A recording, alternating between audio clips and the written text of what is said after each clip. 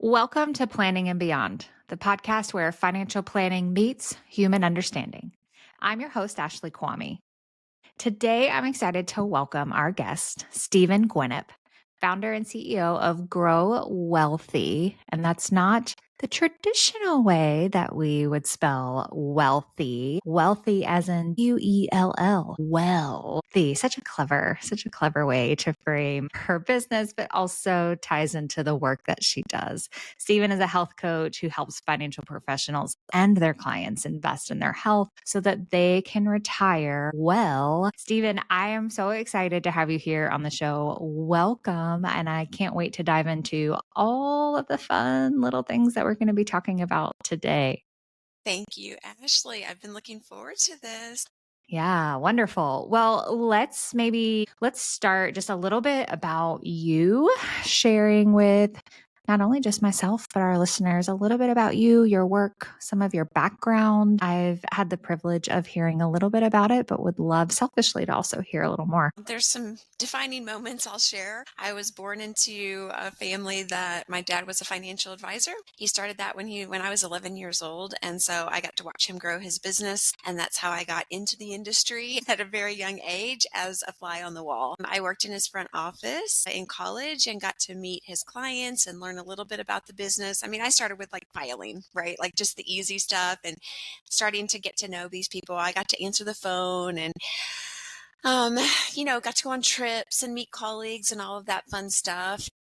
When I had this aha moment when I was in college, I was like, oh my gosh, these people are retiring with all of this money, but they're like not super healthy. And so they're not really having the retirements that they should have. I felt like it was kind of a bait and switch of sorts, and not on purpose, obviously. Right. But like, you're preparing and then you get there and like everything falls apart for your health. So I went and became an exercise physiologist, got my master's degree in exercise kinesiology, biomechanics, all of that good stuff, and was in research for about 20 years. So, yeah, that was my career. And so somehow I got back here to work with financial professionals because I almost died in Australia when I was living there, launching a kettlebell program with my family. My kids were 4 and 8 at the time. I was 42 and I was healthy, but I became septic. I almost died of sepsis, had to have an emergency surgery and blood transfusions and all kinds of fun stuff. So I'm part Australian, I joke, because I got Australian blood while I was there.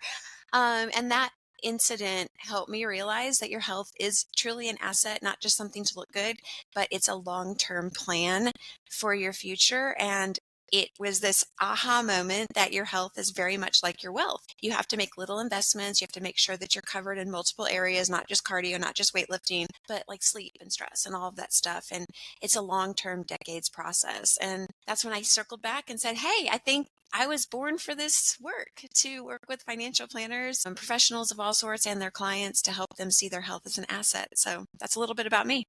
I really love that framing around health being an asset, right? And that health wealth connection there. Can we maybe just talk a little bit more into like the nitty gritty around like what is really that health wealth like connection? I know you shared your story there, right? And that the realization, but what have you found, whether through just research, working with a lot of clients. Yeah, maybe we can just kind of start there and work our way down.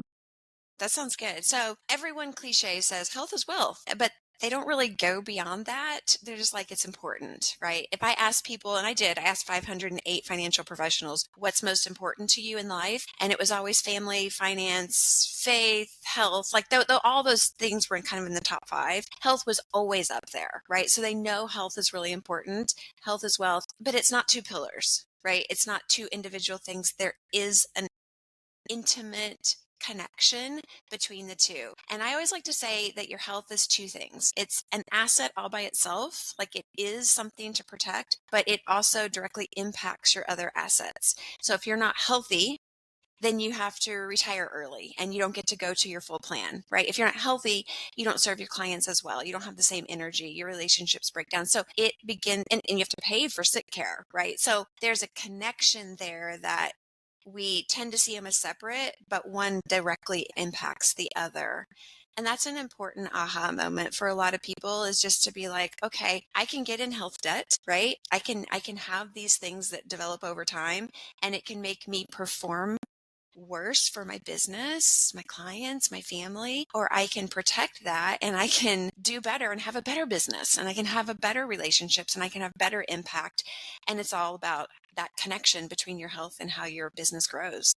That makes so much sense to me and reminds me a little bit how from like a couples, right, kind of place, like I've talked about and just kind of worked, right? Like when we have a strong, secure marriage, right? When we Hmm. have a great partnership in the day to day, like we're able to go out and do and like just be better and like show up better in all of the other places, right? Yeah. And so hearing you kind of talk about like the health wealth connection, like really reminds me of that kind of reciprocal relationship, right? It's not either or there. It's not siloed, right? Hmm. There is a connection. And so I really like that from my background educationally, from like a systems theory, right? Like they're all just interconnected there. And it is those small things that matter, Yes. that Yes. compound, right? For talking Yes. financial advisor language here, that Yes. compound over time. So, okay, you talked about this aha moment, right? Realizing, there is kind of this connection, there. What have you found maybe kind of post aha connection? What happens after this aha connection? What do you, I guess, getting into a little bit of the work maybe that you do, Yeah. how do you help? How do you coach if someone's like, oh gosh, I've either had this event or I've just through reading and experience just kind of realized I need to pay a little bit more attention to this? Yeah, usually it's one of those. You're right. Like either there's some health event that scares people and wakes them up, or there's like this nagging feeling that things are kind of falling apart. And that's what someone just reached out to me this week, and she's like, things just don't feel, it feels like I'm not in control, and I'm kind of spiraling faster downhill than I want to be. And it might be because you feel tired, or you notice your sleep isn't good, or your clothes don't fit, or maybe the doctor gave you like your cholesterol's on the way up or your blood sugar's on the way up, little things like that. And then you start thinking about your parents and what they had and what you want. And you kind of start to play that out a bit, right? So then you're like, hey, this is really important. If I'm going to enjoy my last 8,000 days, because every phase of life, there's 4 of them, has about 8,000 days in it.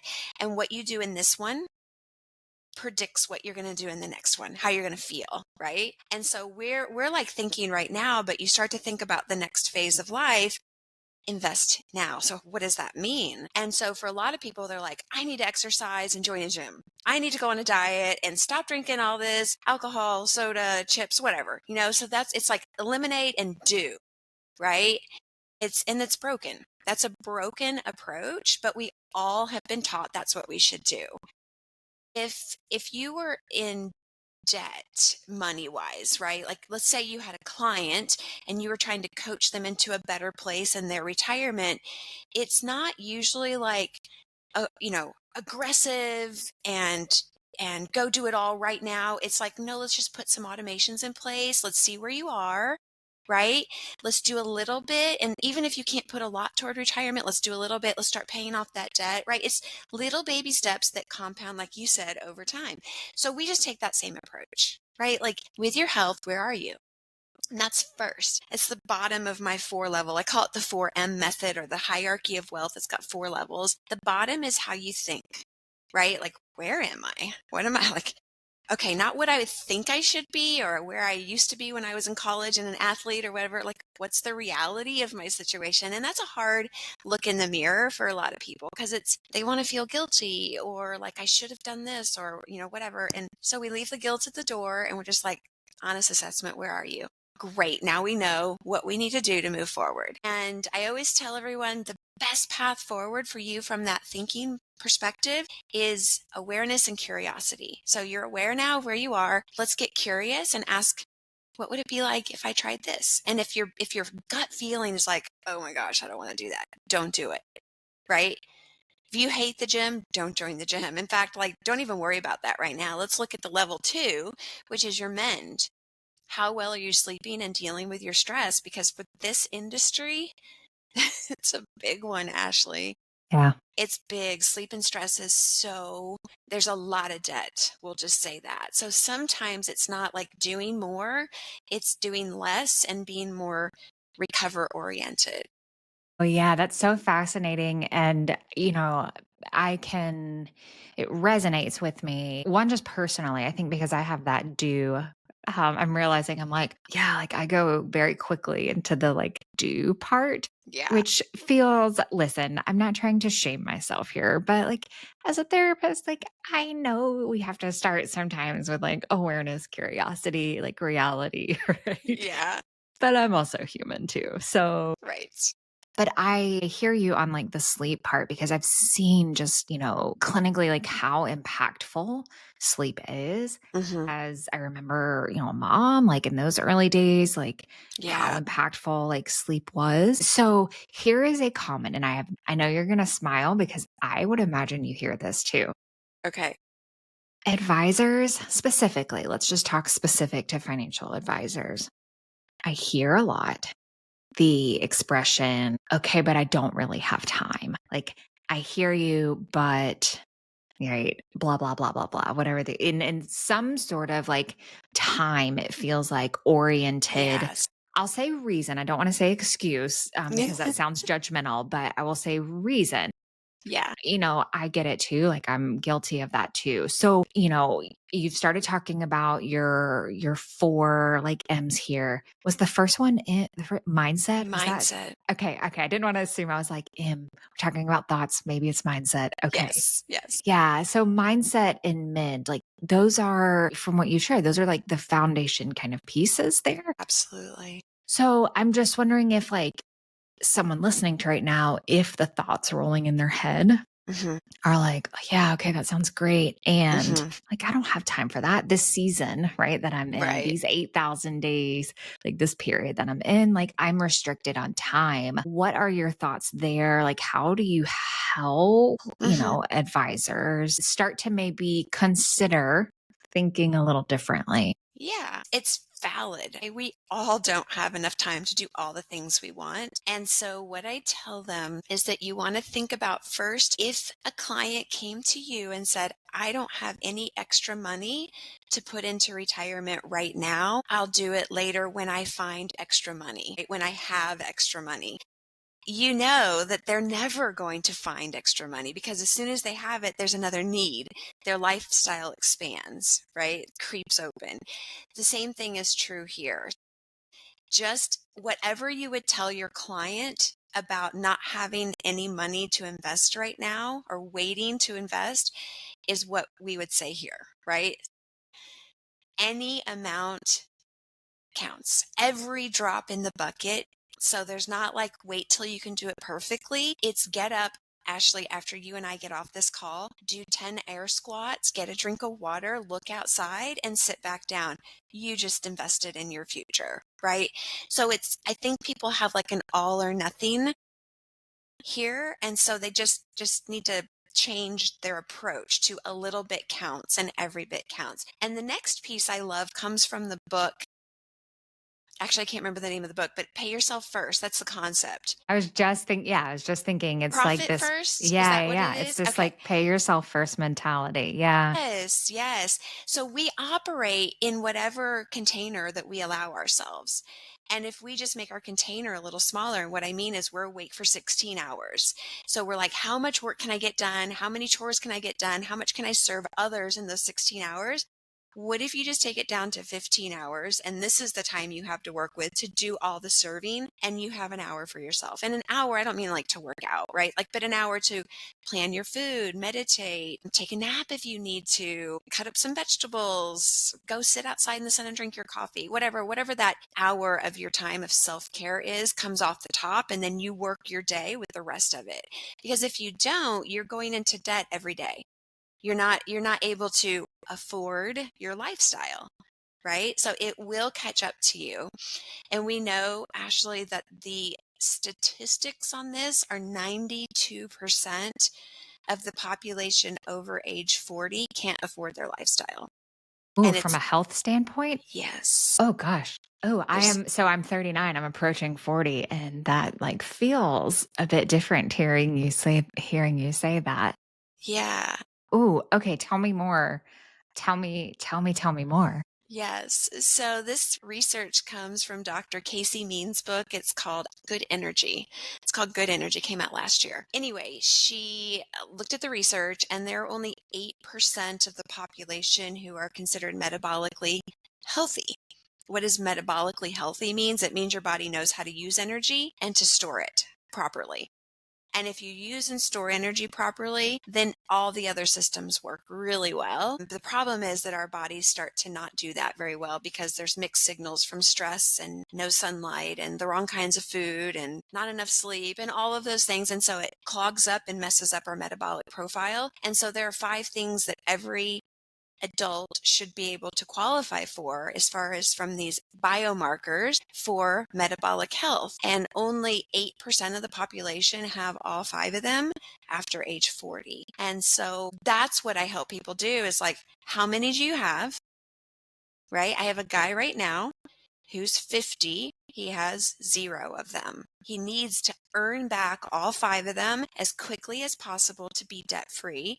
And that means his basic systems are working, right? So it's like he's paying his light bills. He's got an emergency fund. He's not getting a lot of credit card debt, interest, and things like that. Like we have to stop all of that and get him like on solid ground. And then we can begin to optimize if he wants to, right? But that's the first level is just like, let's get out of debt and make sure you can afford your lifestyle. Can you say a bit more about those like 5 biomarkers, right? If Sure. someone's maybe thinking about, oh gosh, like, am I in debt Yeah. right now? Yeah. Yeah. So these 5 biomarkers, people tend to kind of glaze over their eyes when I talk about them because they're a little bit technical. So stick with me, okay? Who listening, please just stick with me. Write these down because I guarantee you know them if you've ever had blood work done. Okay, so if you've had blood work done in the last year, 2 years, 5 years, whatever, go find it. If you haven't, go get some blood work, right? We need to know your numbers. It's like not looking at your bank account ever, right? So true. Yeah. So first one is really simple. It's just your waist measurement. So get a soft tape measure. I've actually got one right here. Get a soft tape measure and just put it around at your belly button. Don't go by pant size. Put it at your belly button and write down the inches.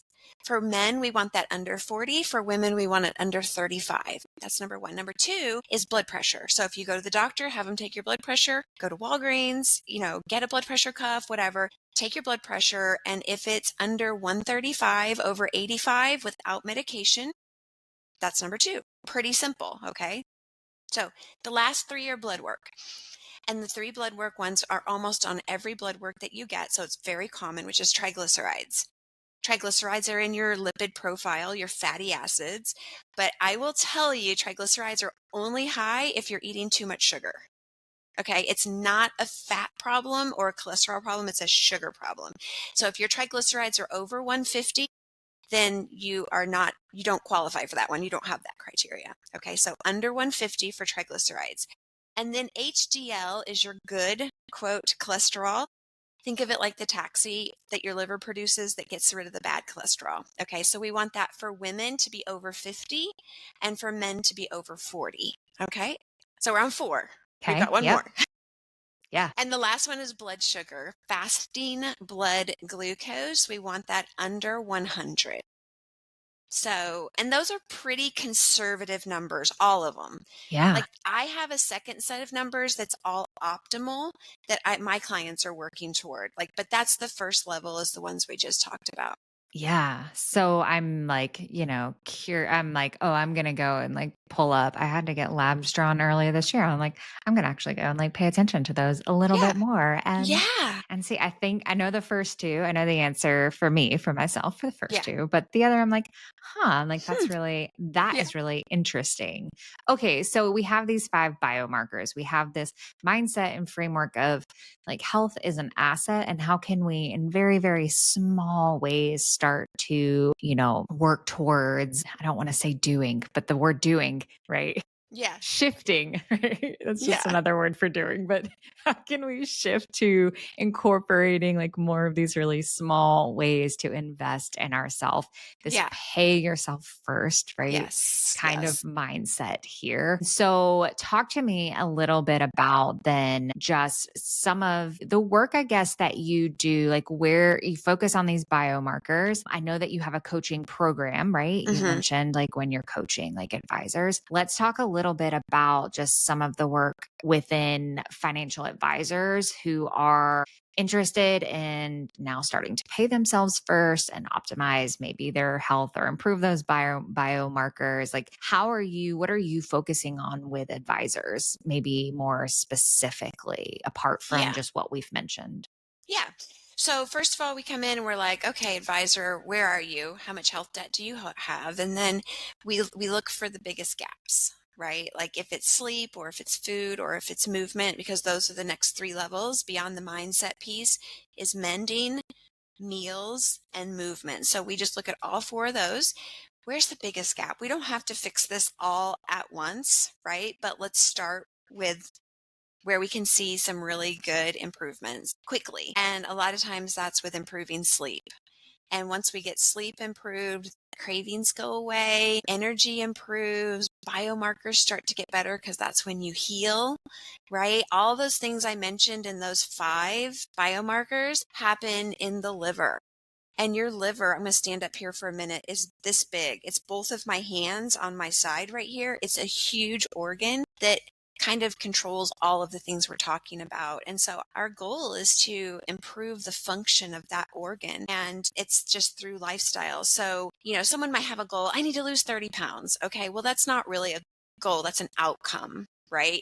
The goal is to establish some habits. And I call this the habit matrix because I think there are 4 times of day that work really well for people to anchor their habits to.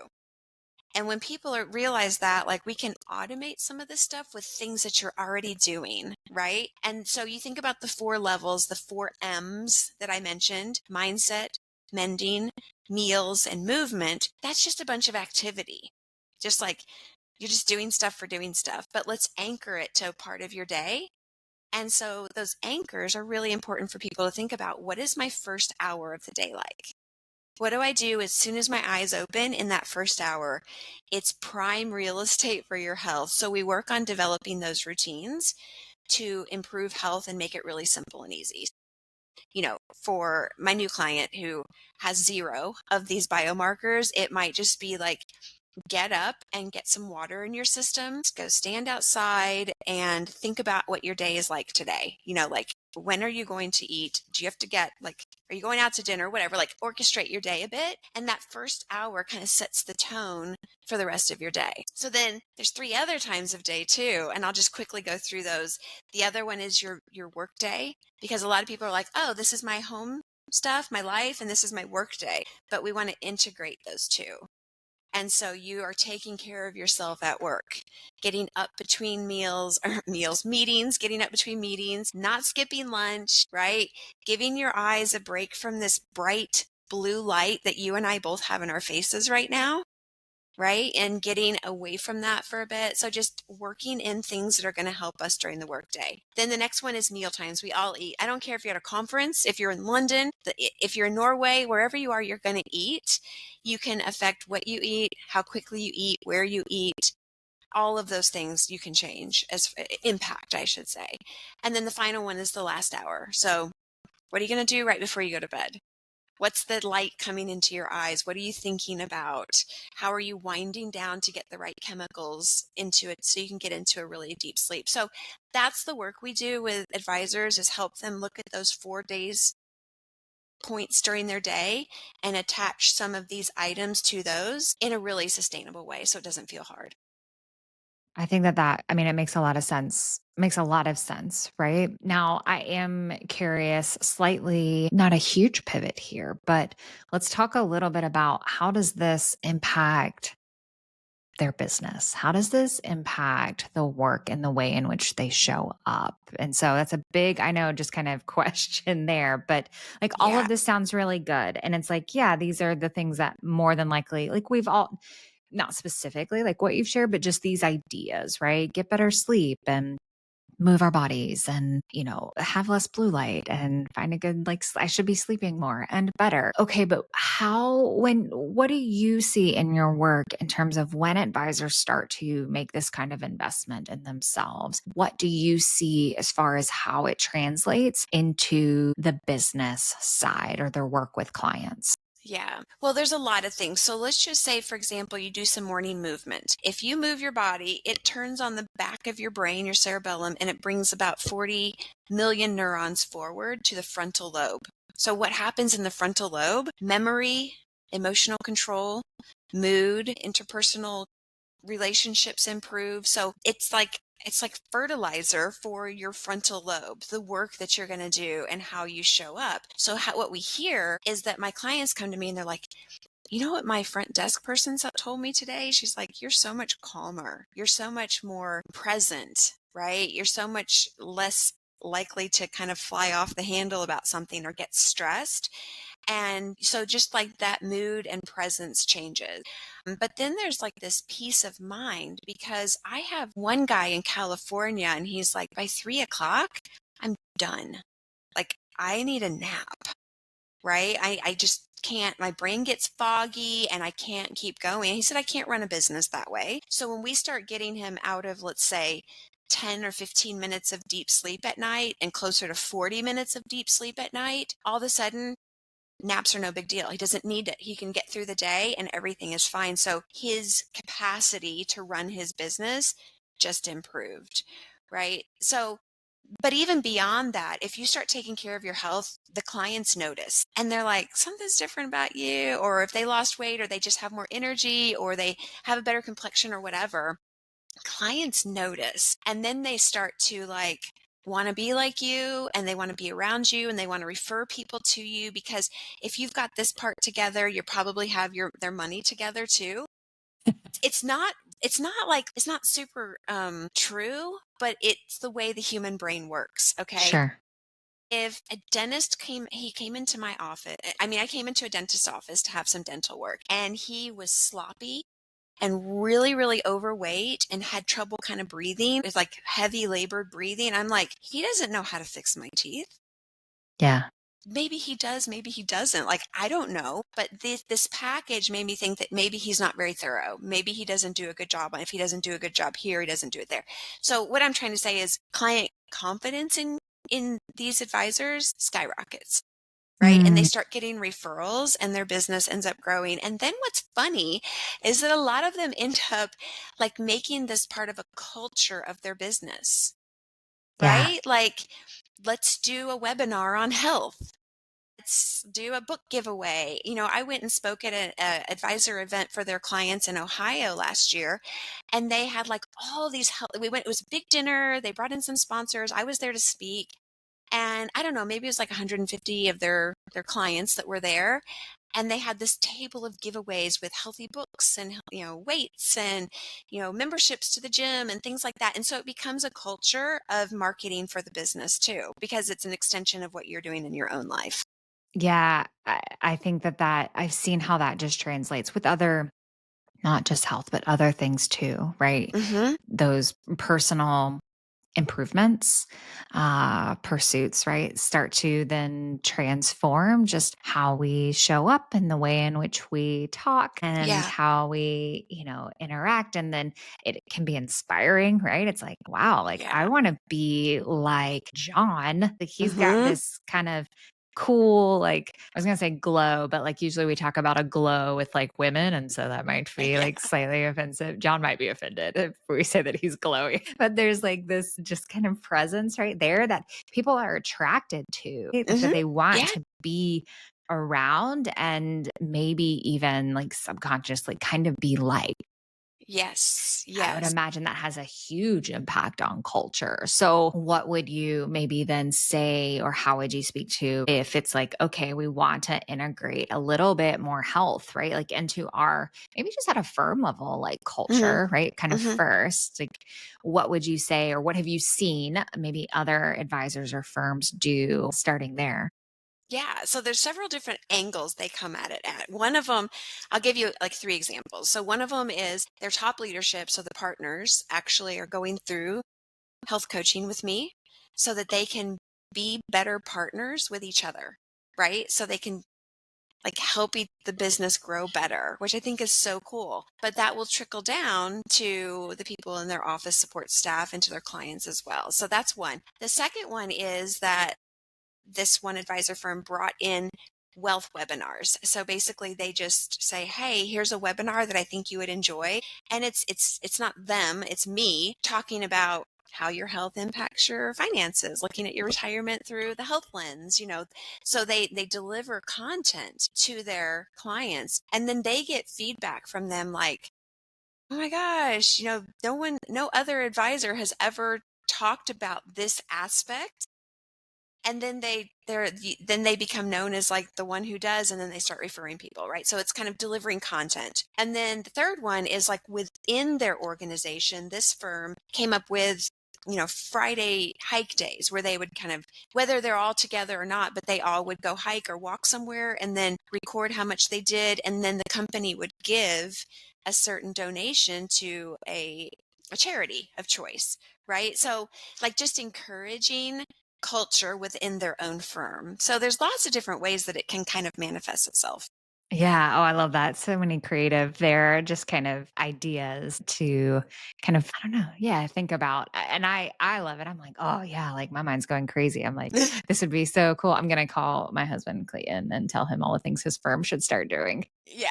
That would be, he's really going to appreciate I'm sure. that. Okay. So you have a book coming out that I would love for you to share maybe just a little bit about. I don't know if self promotion is something that you are very comfortable with. I'm usually generally not, but I'm going to put you on the spot because I want to hear about this book and I want others to hear about this book because I know that just in our conversation here today, I've found a lot of value in the things that you've shared. And I can only imagine how many fantastic little nuggets are going to be in this book that will be coming out to us soon. So, Yes. with that, Yeah. can you share a little bit there? Yes. So this book has been in the works for years, unfortunately. I guess fortunately it's at the very end of this process now and we're getting super close to it. But I did interview 508 financial professionals for the book. I gathered tons of information. It's very thought oriented, like let's shift our thinking about health and wealth. And it gives frameworks and talks about how you can do this. I think I will say this, but it's kind of a new concept here is that this book is not necessarily going to get into the nitty gritty, like your blood work should be at this specific number and all of that. Like that's a bit too granular for that. It's more thought leadership, right? Just trying to teach you a new way of thinking. But I have this super cool thing that there's a QR code in the book and they can scan it with their phone and then it will take them to an AI assistant that I have trained that will walk them through and ask them all the right questions and gather the information and take them exactly through this process so they know specifically for their situation what their next best step is. And I'm super excited about that. Oh, I'm super excited about that. I'm super excited about that. You're Wow. the first one I've told about it. So I've been building. Yeah. I feel honored. I feel honored. You guys heard it first here on Planning and Beyond. So Yes. this sounds super awesome. And I mean, I would imagine, right? I know that I've dabbled, I'll say, right? Dabbled, right, in all of the health, wellness, right, aspects from a physical standpoint. Hmm. Obviously, my profession, I've done a little bit more than dabbling in the mental health side, but on the physical side. And Yeah. I know that one of the, I guess I'll say frustrations Hmm. is that I read something that's fantastic and I'm like immediately like, I wonder what this means for me. Or I wonder like what I should do. Like personally given my situation or these factors for me personally. And so I think the Yeah. fact that you just have, an AI tool here that can walk someone through and say, hey, given how you responded, like these are some next best steps for you. Yeah. How fantastic. How fantastic. I think that's a really good example because, like, when you hear something like, oh, I should exercise fasted, right? I should get up and I should do my workout without eating. Okay, some people should, but some people definitely should not, right? Yeah. Ice baths, they're amazing. They're so good. Okay, for some people, yes. For some people, you absolutely should not. Yeah. And so, like, knowing that you've got at least an AI assistant that can help you. I mean, obviously come work with me, right? Like we can do it and go there, but there's a step between the book and me, which is a little assistant that can help you make customized choices for yourself based on all of these frameworks that it's been trained on. Yeah. And I think too, like we were talking about routines earlier, depending upon like the phase of life that we're in, or even like the season of the year. So I'll speak, Mhm. for example, like right now it's summer. It is so easy for me to get up at 6 a.m., go Mhm. and do some movement, get outside, do Yeah. some, meditation or just writing, like or reading. It is so easy. Come August 4th, 6 a.m., I've got to get up, get kids ready, start Oh, cooking right. breakfast. Like that routine Yeah. part for the season of life that I'm in changes. Now, could I wake up at 5 a.m. and do some sort of like hour of self-care? Sure. Absolutely. Am I? HE double hockey sticks. No, I'm not going to Right. do that because I would like that extra hour of sleep. So I just think like how helpful that would be to have some kind of tool and feedback system there around, hey, I'm going into like even just this new season of like the year or Yes. life. And like, how should I approach this? Because this standard, like, general routine or whatever it is, I'm using that as an example. Like it fits here, but I need to adjust it and it doesn't work there. So Yes. what a gift that you are giving me. Yeah. Well, it's funny because, yeah, we're seasonal people, right? The sun is changing all the time. The weather's changing. Our schedules are changing. We have to be able to be our own, I call it our own wealth manager. We Mm, have to be able to shift because the same thing doesn't work all the time. And even like I have clients that have 3 homes, right? So at each of their homes, it's a totally different, like maybe time zone, weather, and they're moving between them. And like, we just have to understand how do you navigate your health throughout that or during conference season, right? Or whatever. So it is never a done thing. Like, oh, I've created my wealth plan and now this is what I do all the time. It's always shifting. And that's what I want to equip people to do is to know how to shift with life. oh, that's such a great Yeah. way to kind of such a great way to wrap us up, which I hate that we have to wrap up selfishly there. Okay, Stephen, if listeners have been tuning in and they're like, hey, Stephen's kind of cool and all of this really makes sense. And I'd like to know a little bit more about her. Where can people go to find you, to hang out with you, and to learn? So the best place to hang with me is on LinkedIn. So go to Stevyn Guinnup on LinkedIn. I post there every, I don't know, probably 4 or 5 days a week, something like that. But I'm always there giving as much value as I can. My DMs are always open, so you can ask me any question. I actually answer lots of people's random questions in private DMs. Like, just shoot them to me. I will answer them when I've got a chance. If you want to learn more, just say, send me information and I will get you the one sheet that just tells you everything about like how the programs work, what the different levels are, and I can certainly get that to you. If you want to know my story, go to growwealthy.com.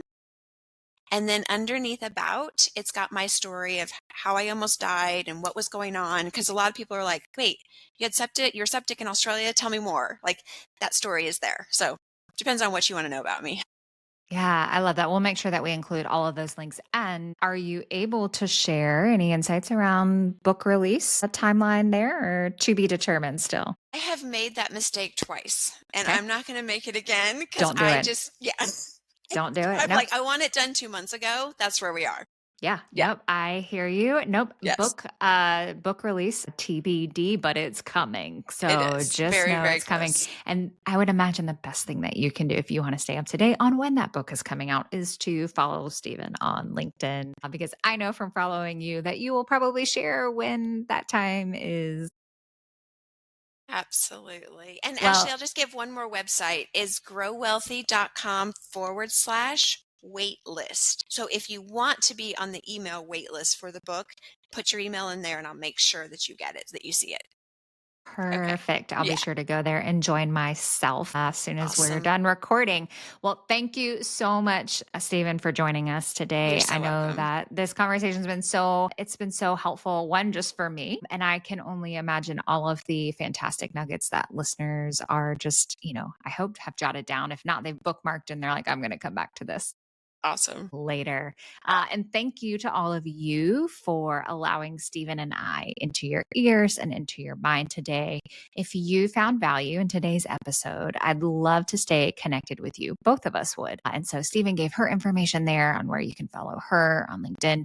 You can also follow me on LinkedIn, where, like Stevyn, I share insights and tips around implementing financial psychology, how to improve those relationships with your clients better. And you can also subscribe to our weekly newsletter at beyondthefp.com. We'll make sure that we include all of those links in the show notes so that you have easy access there. And most importantly, don't forget to follow the show on any of your podcast following platforms. You can go to Planning and Beyond, search us up there and hit follow so that you never miss an episode like this one. All right, my friends. As you go out into this week, I hope that you are well and stay well. And remember, finances don't have feelings, but your clients do. Until next time, keep growing, keep planning, and keep going beyond.